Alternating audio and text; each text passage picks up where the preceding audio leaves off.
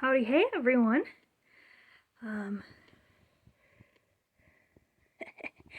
I thought I would do a little video about the Tegu hibernation as we have experienced it thus far. Sorry, you can see my reflection, it's a little distracting. Hi.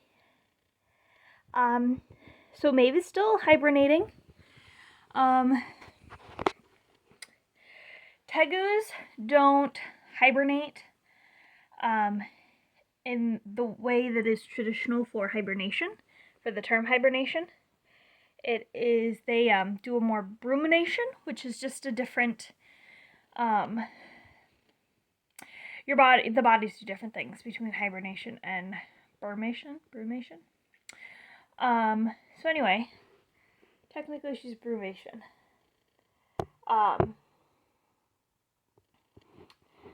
She turns around a couple times. About once a day she'll move around. I don't know that she's not really waking up, but she just turns around her little hidey hole. She really likes that green one. So she started hibernating, I don't know, or mid-December. I think about December, around my birthday was when she went into like full hibernation. So from what I've read, in the wild, they can hibernate up to 7 months, which would put her in like July-ish. I've read, which obviously I don't know how true it is for ours, because this is her first year of life, our first year of having her. They can hibernate 2 to 3 months, so we should expect her to be waking up in March-ish, February, March, theoretically. So, as far as their hibernating goes, all the lights are off. She still gets, obviously, the light from the being in here. Usually we leave this off, too. Her humidity is at about 60% right now, and the temperature is at 70. Generally, when they're hibernating, they want it a little bit cooler and a smidgen drier. Things can get a little musty and moldy. In fact, you can start to see some mold on the wood there. When there isn't much movement going on. So it took us a while to get it up to 60. Funny enough, we had the exact opposite problem that we have with the ducks with her. We couldn't get the humidity high enough. It's always humidity, guys. Ideally, it should be down a little bit closer to 50% humidity. We did end up putting in a misting system. You can see the misters up there. And then our reservoirs down there. And then that is the timer and the pump. So it mists currently for 20 seconds every hour. We're probably going to put it down to 20 seconds every 2 hours to lower that humidity just a little bit.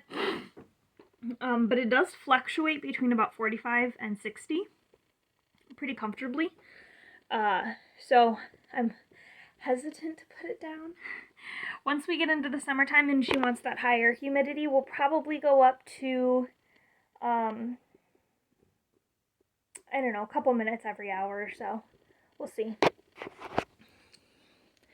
But we expect her to wake up in a couple months. We're very excited for her to wake up so we can start socializing her again. In which case we will take out this and reset her little hidey holes and everything in there. So, yeah, that is hibernation in red Tegu lizards. So, thanks for tuning in. Excuse me. Thanks for tuning in, guys. We will talk to you later. Okay, so before I posted the video, I wanted to clear up some of the brumation versus hibernation stuff. So she is brumating. They look very much the same and do a lot of the same things functionally, like slowing growth, physiological slowdowns, things like that. But there are a few differences. Mammals hibernate.